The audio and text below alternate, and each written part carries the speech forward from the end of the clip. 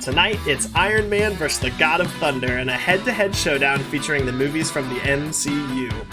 We're also taking a trip down memory lane and reliving some of our favorite cutscenes in gaming.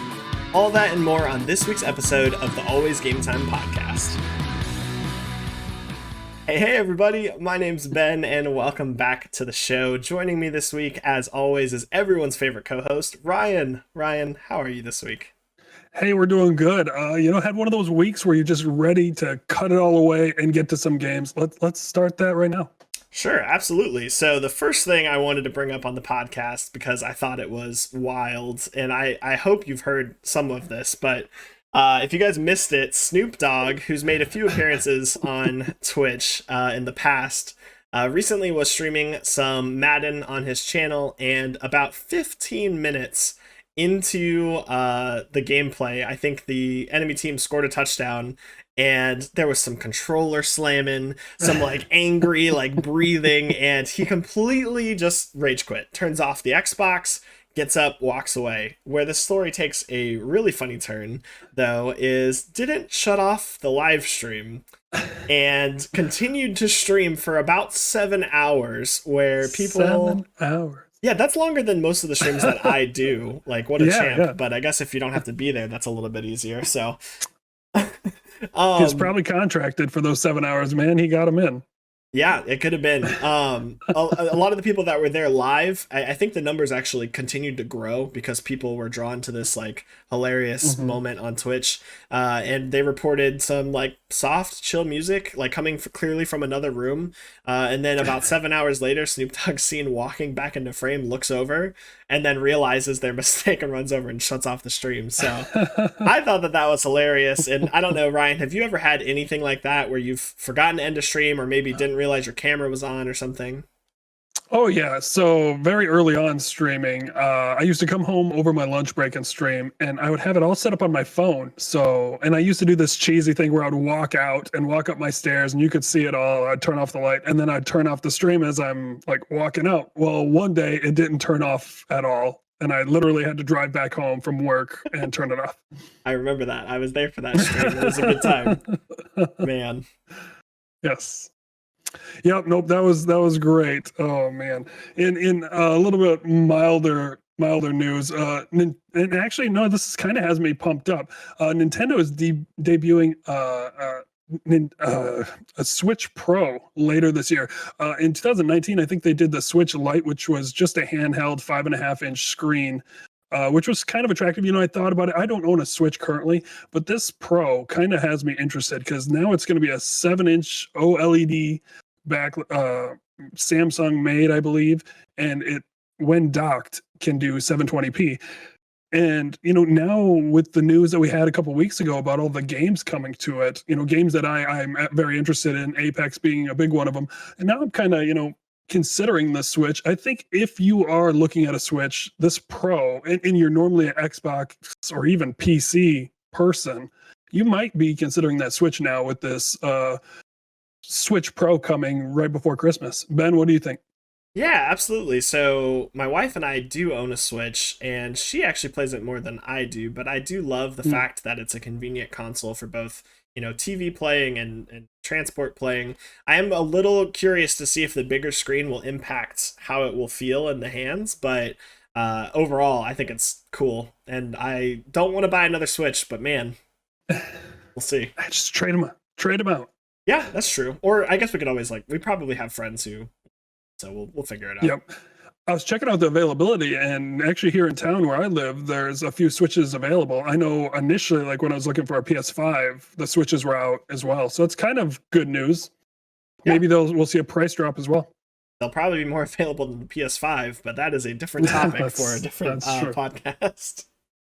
Man, all right. Well, something else that's coming to the Switch is Fall Guys, and some big news actually for Fall Guys fans and supporters of Mediatonic, who's kind of the brainchild behind that game. And Epic Games has recently acquired the parent company to Mediatonic, and they've already come out and made statements that this isn't going to change the game. If anything, it's going to kind of help bolster up the support for games like that. And I think if you're at Epic Games and you see the success that they never could have predicted for Fall Guys, instantly you've got to be thinking, all right, we need whoever's behind that, we need them on this team. And we've kind of seen this conquest journey by Epic, acquiring multiple different companies and games, and we've seen Rocket League kind of fall under the umbrella and other things like that. But one of the things that we don't hear about as often and has been ongoing with Epic is a legal battle that they're currently in with Apple over their Fortnite mobile game and some of the price gouging and things that Apple's kind of been doing to them. And that's been going on for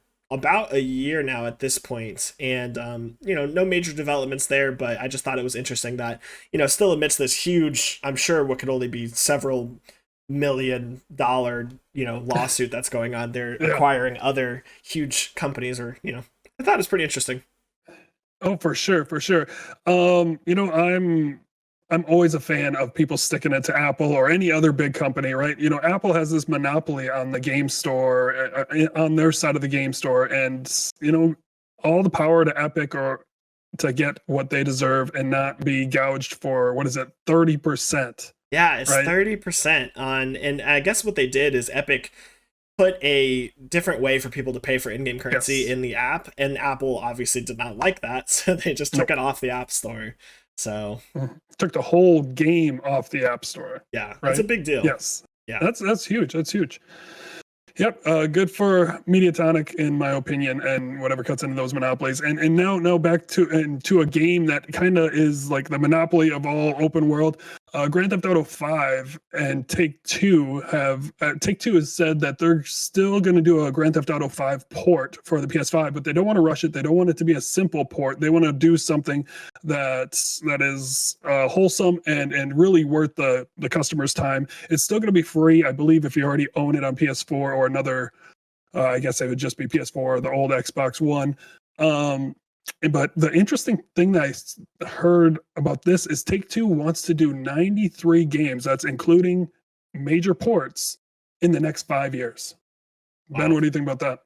I mean, it sounds staggering, but at the same time, we don't know the level. Big. Yeah, they're large, right? But we also don't know the level of each of these games. Like some of them might be smaller subdivisions within the company, making like a much shorter, simplistic style game. So I mean, I'm excited. I mean, more games to play, that's awesome, but whew. I think what I heard is San Andreas is one of those major ports they want to bring to PC and or revamp and bring to PC, and as well as the consoles. I'd be interested in that. That was a game that was very good for its time and still might be relevant now.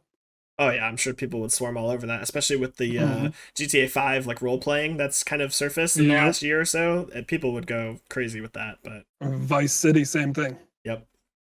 Cool. Well, I have something that is admittedly kind of a guilty, nerdy pleasure of mine that I'm excited about this week, and that is that Aliens, the franchise, is getting a game. I don't know if there's other games. If there are, I need to play them, but it's getting a game called Aliens Fireteam, and it looks like Left 4 Dead, kind of, in the sense that it's a multiplayer PvE style game where there's different loadouts and weapons, and there's up to 20 different enemy types. So obviously with Aliens, you think of the classic xenomorph, but there's some gameplay that's over on the IGN channel, exclusive 25-minute coverage, that goes a little bit more in depth of what players can expect, and it looks really good. I was so surprised. I thought it would kind of be like World War Z. I don't know, Ryan, did you ever get a chance to play that one? I'm not sure I played it, but I watched you stream it quite a bit, and it really had my interest. Yeah, I think it's got definitely a similar vibe to it. Unfortunately, if you're not a fan of like the Alien series, I feel like it doesn't have enough to make it like stand out and be something super special that we haven't seen before. So I don't know. Yeah, but anything that is PvE where you can get a group of friends, if the game's a fairly low price, and you can still get that group of friends to get on and play, grind against a non-player, right? Sometimes that's all it takes to really make a game blossom. I mean, like you said, World War Z kind of had that element a little bit as well.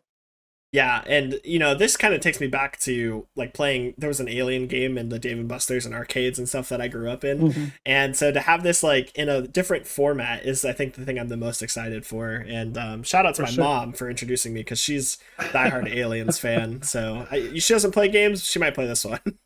So the movies you've watched. Yeah, every single one. Yeah, okay. Nice, nice, nice. There you go. That's quality. It's quality. Sounds like a great time to play with friends. I mean, that's always a big part of me. Another great game that I love to play with my friends was SOCOM. That came out on the PlayStation 2. How old is the PlayStation 2 now? As of yesterday, it turned 21 years old. I was in the seventh grade when the PlayStation 2 came out. I sold CDs, which I ripped from Napster and LimeWire to raise enough money to buy a PlayStation 2. It's crazy that it's 21 years old now and we're on the 5. It's just nuts. And for those of you keeping track at home, I was 4. So 4 years old when that came out. Or Yep. Man. resident old guy here. Yeah, definitely. I mean, wait, what? Shots fired. But yeah, Yeah, I heard that. that's crazy. I mean, that's one of the first consoles I think I had access to and kind of what got me started. And talk about how much gaming has changed just from, I mean, 21 years is a long time, don't get me wrong, but Yeah, but I mean, we're talking the beginning of online play. SOCOM is one of the first, if not, I'm not. It was the first on the PlayStation 2, I believe, right? And that had a huge following. We're talking dial-up is what was supported, and you could play on dial-up. it's I crazy. literally had a 20-foot whatever phone cable that went from my TV to the other side of my room. Is nuts. Is golden. The golden age is what me and my buddy Luke would say. Yeah, the younger audience is probably like itching and they're like, oh, what is this? Like, Yeah. man. All right. Well, we are going to kind of move and change gears here a little bit to something that I actually, no joke, when planning out this podcast script with Ryan this week, got a little emotional over. And in one of our many late night gaming discussions, Ryan asked me, what's your favorite like video game cutscene? We're kind of talking about those moments, as a gamer where you're like, wow, this is like special. And maybe to an outsider, it wouldn't seem like anything big, but gaming scenes that have possibly even changed our lives. And Define you. yeah, absolutely. When I think of that, it's, if you know me at all, I had to go to Gears of War. Gears of War is easily one of my favorite franchises of all time. It's a game that I first started out and I would play with my dad. He would kind of look over my shoulder, and when I'd get stuck on a mission, he'd try to figure it out, and that wouldn't work. So, it was kind of this special bonding moment, as graphic as the game is. And it's just something that I've continued to play over the years. And so when I'm thinking about my favorite scenes throughout that franchise, it has to come down to the death of a character named Dom. And I'm not going to go into super crazy detail here and try to give you guys the whole backstory, but Dom is a character who is what you could call best friends with Marcus Phoenix, who's the main character of the series.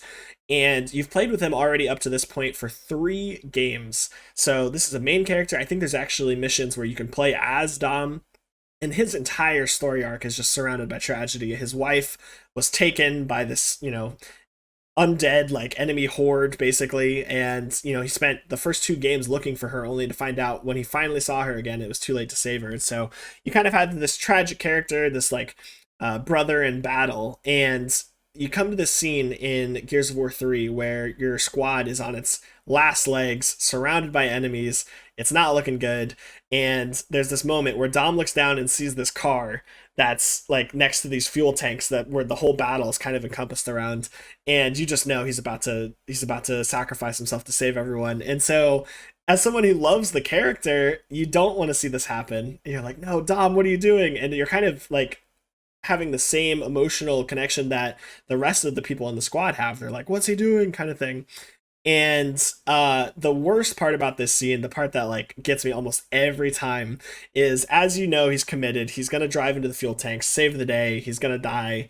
The soundtrack for the very first Gears of War advertisement, which was the song Mad World, slowly kind of filters in. It's just like the soft instrumental in the midst of this like chaotic battle.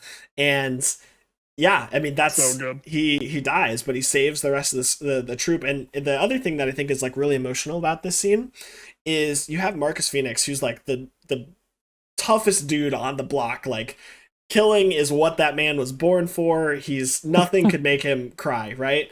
And he has like this emotional like glare into the fiery explosion, and it explodes again. He's like, let me get him. He's like trying to fight off people. They're like holding him back, and then it explodes again, and things kind of get soft. The music rises, and he just says Dom. He just says Dom, and they drag him away or whatever. And it's like so gut wrenching. When I tell you, I don't get super emotional with like movies or books or anything like that, but for a franchise character like this to go at such a critical moment in the plot for that game, man, whew, it was something. And it's probably still to this day one of the most memorable and favorite cutscenes in a game that I've played. So yeah. That's a great one. I mean, that is one that kind of defines you, one that you won't forget, one that you, like, even when you go back and play it again, you won't ever have that same feel, that same feeling again, right? And that's what makes those moments so epic. And that's really what I had too when it came to the game, that my moment, right? It's the death of this character that you've been with for 3 games, which is probably pushing 10 years, probably 8 years in terms of Gears of War, right? I'm not sure how big of that gap is, but it's a long period of time that you've known and grown attached to this character. Absolutely. And it's just amazing. Going into one of mine, and it's a little bit of an older game now that we're talking about it, is I've always been a fanatic of the Metal Gear Solid series. That first came out in 1998 is when the first one came out on PlayStation 1, way back when. So we can really go a good 10 years until we get to this scene where we're in Metal Gear Solid 4, Guns of the Patriot, right? You're with Solid Snake. It's a pretty infamous character who you've seen grow throughout these years. And now they do something really unique. They do a cinematic on the top, right? And then they still do a little bit of gameplay on the bottom. And all your character has to do is just get from point A to point B, but you got to mash circle the whole time. And he's going through this oven, and his suit is just popping and blowing up. And basically you're just mashing B, watching this cinematic on the top of his friends get wounded, and all this is going on. It's really, in like, I can't emphasize enough of how long you have to mash square or circle or whatever it is or it's triangle right there to get up and go. You can see it for those watching on Twitch and YouTube. And you're getting tired. You feel this pain in your arm as you're mashing this button as well, right? So it kind of like makes you relate to the character as well. And you just know that he's not going to really come out of this in the end. And it was just one of my favorite scenes. And it was literally the reason why I would tell people to play the whole series, right? Like, don't start with this game. No, you got to go back and get a PlayStation 1, put it in, and go play this whole series, right? So that's one of the ones that really, really defined me and made me really appreciate, the cinema of games. Oh, absolutely. And something that I think has been really refreshing for me lately on my personal like channel and just gaming in general is I've kind of steered back into story-based games and playthroughs, and it's been nice. It's not this repetitive, die, respawn, multiplayer action. It's something that you can kind of sink your teeth into, explore the characters, and some games aren't as good as others, but I will always look back on those experiences, even the games that I didn't love as much, and still love the fact that I can talk to people about it who've played it and just remember some of those most memorable scenes. So I'm really curious to see what you guys have to say about this on this week. Yes. These gaming scenes related as well, but maybe your own. I know a big one that's going to come up, and I don't remember which Call of Duty, but it's at the end, and you have the traitor who turns. Yep. And right. Yep, absolutely. Yeah. So I think it's someone's gonna. Yeah. I don't remember the main character's name, but it's obviously with Captain Price and everything, and I think it's General Shepard is the bad guy. And I think so, you're talking about the throwing knife, right? Yeah. Yep. Takes out the knife from his own stomach and then kills the bad guy at the end of the. Yeah, that's a classic scene as well. That almost made my list actually. So. Yeah, no, that's a great one. I hope someone messages us that as well. Yeah, but be sure to let us know your favorite moments. I'd love to go and play them, actually, kind of get that same feeling. Oh, another one that I wanted to bring up is Resistance. They only made 2 games, and it's the same character. No, they made 3 of them, but the first 2 are that I'm talking about. And the end is just epic, where you're playing as this character, and then he is just the bad guy, like at the very end, and you have to play against it. It's one of the best turns that you could ever have in a game, and it's and amazing. Now it's been spoiled for you. No, I'm just kidding. Yes. I mean, we're talking about a 20-year-old game now. Yeah. Wait, how long has it been since I've been in college? But let us know, comment, tweet at us, share us, on Instagram, anywhere you guys can connect with us, on the Discord. I'd love to hear more of these moments that really impacted you guys. Something special that I think we can all relate to, regardless of the genre of games that you guys play. So, and like going back to the the emotional effect of this, right? What about that WandaVision? That was so good. Anyway, we're not going to spoil that here. No spoilers for WandaVision. We are. That'll be Patreon content. There you go. Yeah. Where we give our little review. That's not bad. But we're going to do the MCU head-to-head. So all I'm going to do is I'm going to hit Ben with however he wants to decide. I'm going to say you get to watch one of these 2 movies and you got to pick. All right. Okay. IGN's doing like a movie bracket, and they had a whole side that was just MCU movies. I figured we had a bit of overlap with it, and our crowd would like that as well. So here we go. I want answers within 3 seconds. I want them quick. All right. Okay. Are you ready? I think so. Play along too if you guys are here on the live show. Yes. Avengers, Endgame, or Ant-Man. Endgame. Okay. That one is 87% to 13 on this Twitter poll. Okay. We have Iron Man or the Avengers, the first one. Iron Man, right? Yeah. We're going your opinion. Iron Man comes in at 48 and it's 52 It's Avengers. Close one. That's a tough one. I went Avengers for that one. Black Panther or Far From Home, Spider-Man. Oh, Far From Home, but they're both great. This was a tough one. I actually chose Black Panther. That's 62 to 37%. Wow. Yep. Guardians of the Galaxy or Doctor Strange. Guardians of the Galaxy. I love Doctor Strange, but my wife and I have watched Guardians like 30 times. It's so rewatchable. I mean, especially the second one, man. We watched that one on loop. We have Infinity War or the first Avenger, Captain America. That's a pretty. Infinity War. Yeah. Did you do that one too? Okay. Oh yeah, no, for sure. That one wasn't even close. I guess I can read the numbers. That was 83 to 16. Yeah. Now I wrote down a few more. That would be a little bit tougher. All right, Infinity War or Endgame. Oh man. I can't give a gut reaction to that one. 1, 2. Probably Infinity War. I like the setup. The Endgame is like such a good like resolution, and it's like a lot of action and cool stuff that you haven't seen as much from Marvel, but Infinity War sets it all up. I mean, you wouldn't have an Endgame without it, so I don't know. Yeah, I think I'm always led by the bad guy, right? Whether it's the Dark Knight in terms of like Batman, right? That was all Joker, right? If you lead with your bad guys, for some reason, I'm going to pick your movie and love your movie. Yeah. Winter Soldier or Civil War, Captain America movies. Civil War, but Winter Soldier's good. Yep. Oh yeah, yep. Civil War, I think, is my favorite of all of them. Ant-Man and the Wasp or just Ant-Man? Ant-Man. Ant-Man and the Wasp is also, I mean, all these movies are phenomenal. I'm going to stop saying that at this point. Hopefully you guys realize we're both Marvel like fanboys, but yes. Definitely first Ant-Man. Spider-Man Homecoming or Spider-Man Far From Home? Dude, honestly, just for Mysterio, gotta go Far From Home. Yep, Far From Home was really good. All right, now I'm pitting those two together. So we have Ant-Man 1 or Far From Home. Oh, Far From Home, for sure. Ant-Man's really good, but Far From Home. Yep. The thing that always props up Ant-Man for me is just that cast is phenomenal. It's so good. Paul Rudd was love perfect Pena. Paul Rudd is great. Yep. I mean, they're just all very, very good. Rip T.I., he will not be in anymore. Hopefully you guys have heard that news, but we will not be probably covering that now. But yeah, let us know that's all the head-to-heads that I have. And yeah, did you have anything to add on that?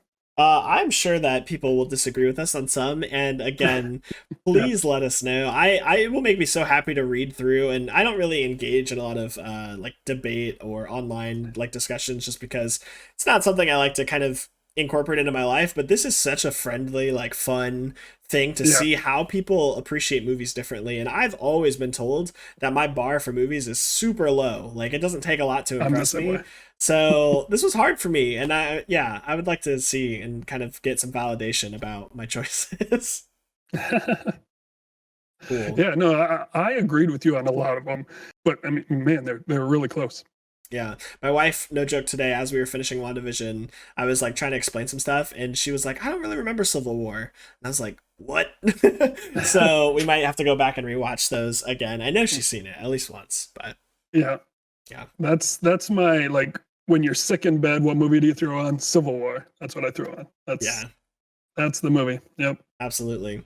Well, hopefully you guys enjoyed that, and yeah, I think a lot of us can appreciate the MCU just for what they've done alone, even if you like DC or anything like that. But I did kind of want to change topics here and talk a little bit about the platform many of you guys are watching us on now, which is Twitch, and just some overall streaming features. And this is something that Ryan and I kind of were talking about this week, and want to know if you guys like the streaming content and would like to see more of it, let us know. And if you guys are kind of just more interested in some of the gaming news, also let us know that. Obviously we're 4 weeks into the show. Ryan and I have a blast every week that we get to come and do this podcast with you guys. So, but just wanted to throw that out here as we kind of transition into some Twitch talk, as I like to call it. But if you guys have been keeping up with us, you know that we stream every Friday at 10 p.m. on twitch.tv/always game time.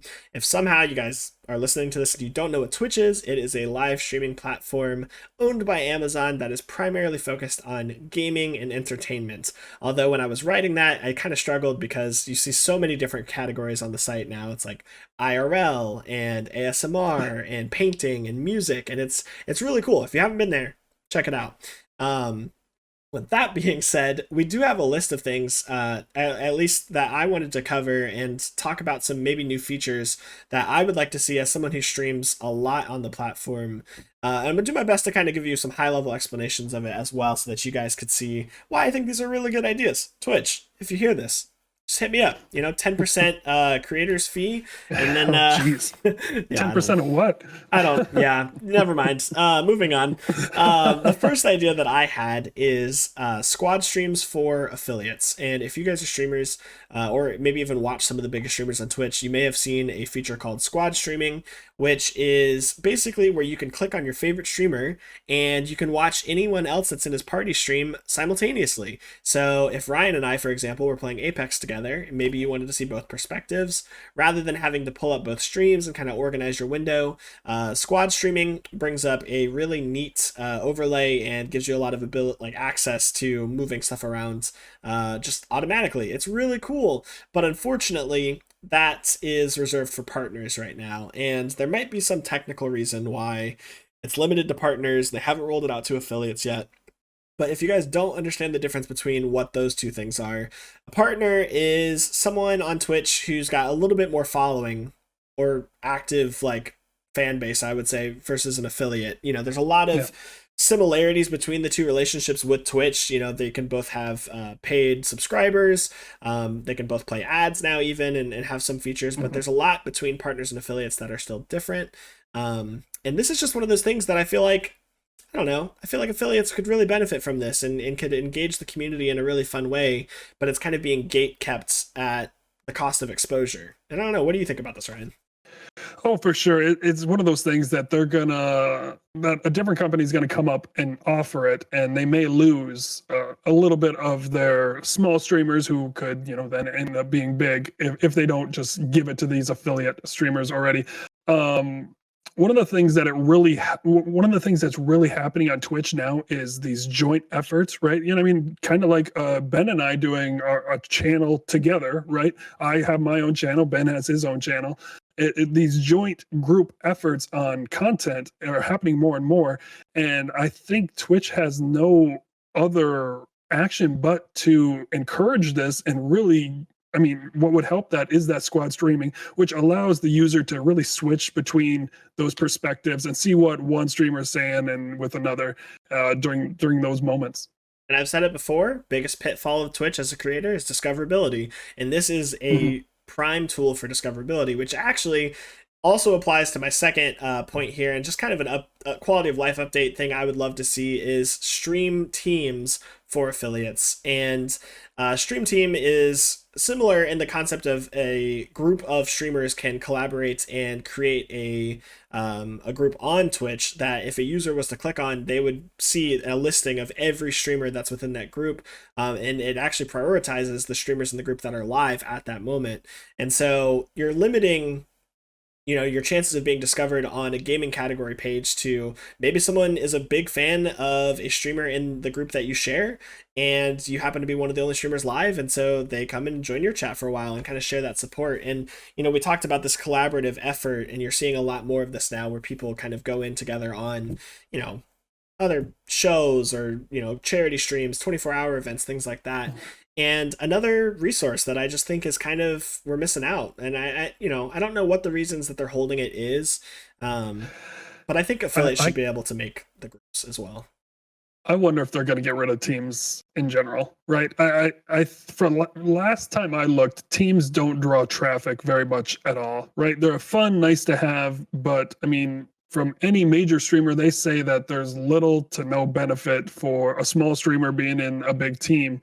But I mean, maybe it's good for these partners to organize and be like, all right, this is a supporter of mine, so this is someone I want to send my traffic to once I'm done streaming. Maybe I'm wrong on that, and that's really what they use it for. But I don't know. I don't think we're missing much. I don't think that's going to be one of the blocks that I would be pushing Twitch to give us at this moment. Sure, maybe not in a prime position. I would say I've heard a little bit of a difference, but I would agree with you on, a small streamer applying to try to get discoverability with a large group, probably not as effective. And with all things that they roll out, I think it's only going to be as good.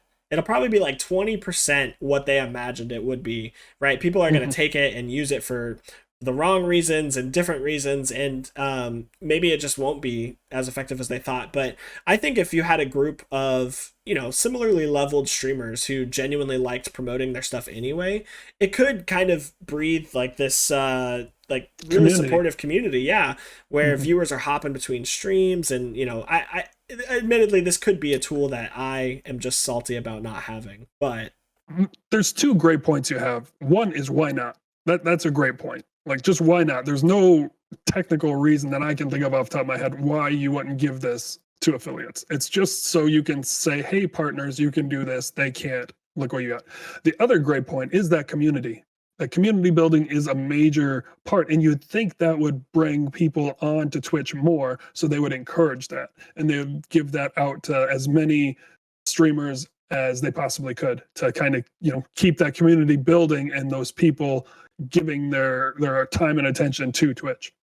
Yeah, absolutely. But let us know if you guys agree, disagree. There's kind of one more point I wanted to hit here, and it's funny because my chat has already made fun of me in the live show here tonight for it, because I talk about this all the time on my stream. But I want an option for some streamer to have a monthly channel points reset, and the reason is channel points weren't cool when they first introduced them. Yeah, they were like kind of new, but the big streamers didn't use them. They couldn't be bothered. And so while a lot of us got this feature, this is one of the features affiliates do have, and I'm thankful for it. Actually, it might not even be an affiliate thing. Maybe any streamer has it. But the bottom line is, what these do is it's a reward system for the viewers. You can earn channel points by interacting and watching the streams, and then you can redeem those points for the streamer to do something. Maybe they give you a shout out. Maybe they have to hydrate or drink water. That's a really popular one. But the issue that I have is I have some viewers in my community who've been around since day one who have 70,000 channel points. And just to give you some like scope of like reference, Twitch defaults to 5 channel points for this reward, 1,000 for this, and you can customize it. But my point is, how do I balance someone who has 70,000 channel points versus a new viewer who might want to get in on the fun and use these features?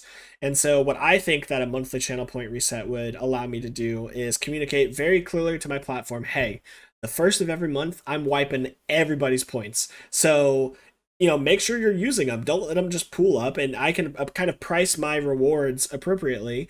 And the other thing is the 30th or 31st of every month is going to be a crazy stream because everyone's going to be cashing out those channel points before the reset. And so this is just something that I think could be a lot of fun, but is just underutilized because, I don't know, I think some creators have the same issue as me. They don't want to make a 5 channel point option because it's going to be spammed the whole time they're streaming. So I don't know. What do you think, Ryan? I mean, if we're going to do the monthly reset, I'm getting rid of my push-up one because I'm just going to be on the floor doing push-ups the whole time. That's all it'll be. We will have a scheduled push-up stream. God, yeah. I'll do 5 and you'll see me sleeping on the floor for the rest of it. All right. Well, I don't know if you've seen the recent features added to these channel points. They have cooldowns now. So that kind of mitigates your problem a little bit, right? You can say, all right, I'm only doing this 3 times a stream. Yeah. Right. You can even do that based on a user. So you can say I'll only do it for this user 3 times, or just in general 3 times. So that really helps your case here. But yeah, I mean, the one thing that I like with the channel points is now I can go and create commands that do something on my computer using these channel points, right? I think that's kind of rewarding. They also have a boss feature or a pot where you can be like, all right, we want to earn 50,000 channel points this month, right? And you can kind of donate them to that. So there's some fun stuff in it. But yes, just add this one feature and let Ben reset his monthly points. It's just, even if it's just for me, come on. And like, you raise a great point about the cooldowns, but like that just proves that they could make this happen. So I won't be satisfied until I see it. But you're right, it's a very fun feature, and I want to see it get better. I don't know what. Sorry, Twitch, but yeah. So, did you have anything else you wanted to cover on Twitch? Yes. Why didn't Twitch, and maybe it's copyright, why didn't Twitch go and steal Mixer's idea of the top 5? Right. So what Mixer had, what is that? Oh, okay. So what Mixer had is within games like Apex or Warzone, these battle royale games, and Fortnite, obviously, they would find channels that were in the top 5 or top 10, and they would put them on this channel. So you could watch this channel and you would see nothing but top 5 finishes, where there's only 5 squads left in a battle royale game. And it would just rotate through. It was a good thing for exposure. It didn't matter the size of your channel or the quality of your channel even. And it was very, very popular on Mixer. And actually, it's going to be implemented on Glamesh, which I'll talk about after you have or we'll just jump into it now. So this Glamesh is from the former people that worked on Mixer. Mixer was, of course, shut down and bought out by Microsoft, eventually partnered with Facebook Gaming, and kind of just disappeared, right? It's really got my attention. It only has like 17,000 users, I think, but you get a sub button right away. It's very interactive. They have a Discord where you can literally chat instantly with their developers, and they're already very communicative. They're really telling you what they're working on, what they're prioritizing, and they're doing this top 5, top 10 idea as well in there. I'm always for competition, right? Twitch is too big and too dominant. We need someone to push them around and make them, be on their toes a little bit. What do you think about this, Ben? I told you about it, and I saw you were looking into it quite a bit. I did a deep dive on Glimish. I'm not sure how you pronounce it, but I don't know. Yeah, it's exciting and it's interesting. More than anything is the word I would probably put behind it. Just to be abundantly clear, if we didn't say this already, it is a kind of competitive streaming platform to Twitch. And it is just in its early days. It's in its first legs, kind of getting off the ground. It just had its alpha launch on March 2nd. But I immediately, when I got to the site, was a little underwhelmed because it's definitely bare bones. I mean, yes, you have like sub buttons, and you can you have different directories. Kind of the way they do it there is you kind of search a tag, and anyone using that tag will pop up instead of a game. Yep. But I think that they have a proven platform, and with what I've heard, they are saying they're going to update. And from what I've just heard from the many streamers that I talked to in chat when I was researching, it's like super open. And like Twitch, for example, like we have these changes that we want to see happen, but it's not much we can really do. It's kind of up to Twitch what they do with their platform. This is like, they're all about like just making it they're all about discoverability. They're all about anyone can Hmm. join. There's no barriers to paid features, even though like the payments kind of look a little sketchy on the site. I mean, I think it's legit, but it's just like you click like one button, you type in like just some of the card info, and then hit pay. It's interesting, but I watched a Well, lot of they streamers set up get subs. Stripe. Yeah. Yeah, They set up Stripe, so it's super easy to jump on and get going, get your account set up so you can actually receive donations and subs really fast, or tips. Sorry, not donations. I think one of the Um, streamers said the payouts are like every week, which is different Something like that. Yeah. than Twitch. That's Yep. all I can Well, say. with Stripe, they're allowed a lot. I mean, they're going to have to eat quite a bit of cost, but they're allowed a lot more flexibility than Twitch does payouts to a bank account, right? So, and whereas Glamesh or Gil whatever is going to Stripe, and then Stripe handles that. A third party handles all that for them. I So. did want to touch on a few features that I thought were kind of interesting, things we don't have on Twitch, but I'm not sure anyone was really asking for, but maybe will make a difference for some creators. You can upload a repeating PNG file to be the background in your chat, which I was like, Hmm. okay, that's pretty cool. Yep. There is like, they have the intro video already worked out. We know that Twitch implemented this a while back, but you can upload an Yep. introduction video for your channel and some banner art and some other things like that. Even though it's bare bones, it's there. You can write full HTML on the profile. So I think that's the part that they don't, the part that they see when you're not live. So that, I don't know if you guys, I mean, this might be like MySpace type time, but you could really get super creative in how you want your page to look. That's something that we could really use on Twitch, is just some kind of widget format. They've already done it on the back end for streamers, where you can kind of move your widgets around and where you want your chat to be and things like that. But I would like to have the flexibility to change what the viewer sees, how the viewer sees my page, right? Yeah, That's kind of what the road they're going down a little bit. it does feel very MySpacey, though. I think this A is little bit, yes. it's very The problem with accurate. that is what do you call it? You get a camel, right? When everyone creates their own safe thing, right? You get a mixture of something that just isn't a beautiful horse anymore. It's a mixture of a bunch of other things. Yeah, Yeah. definitely. And yeah, too much freedom could be a bad thing potentially. I could Yes, see that going yes. downhill, especially on the internet. But I hadn't heard about this until Ryan told me, and I doubt a lot of you guys had really heard much on this. I mean, they're obviously growing their numbers and kind of their fan base. The streamers there seemed happy because a lot of them had stories about being on Twitch for a long time and just fighting for exposure and not really being able to interact with others. And, on this new service, they're averaging 6-10 viewers, kind of the lowest numbers that I saw. And they were having a great time talking to people. Yeah. And some of even the support staff from Glamesh was there in the chats. And Yeah. it's just something to keep an eye on, something that I think is pretty cool, but it's got a ways to go. And there's actually, I found this pretty interesting too. You can sign up to be like a financial backer. They have different payment Yes. plans where you can help kind of fund the platform. So Yeah, that actually, yeah, one of them is $5, and that gives you an animated emote as well. So you could, like Twitch has just basic emotes. Just think of a little smiley or whatever. But you could do an animated one, which is pretty cool. Or they had a $25 plan, which was just a big supporter one. I guess I don't remember the details on it off the yeah. top of my head. But that's cool. And that's another thing, add to the Twitch list, right? Animated emotes at some point, you would think. I assume the technical part of that would be a little heavy, but Well, better TTV Amazon. is a thing also. I mean, that is kind of already something a lot of streamers have gone outside of Twitch to enable to have That's their true. chats participate in. It's kind of surprising to me that it's not actually just already incorporated automatically by default. But yeah, Hmm. Hmm. cool. Yeah. I mean, that was good. That was good. So Ben, what do you plan nowadays, right?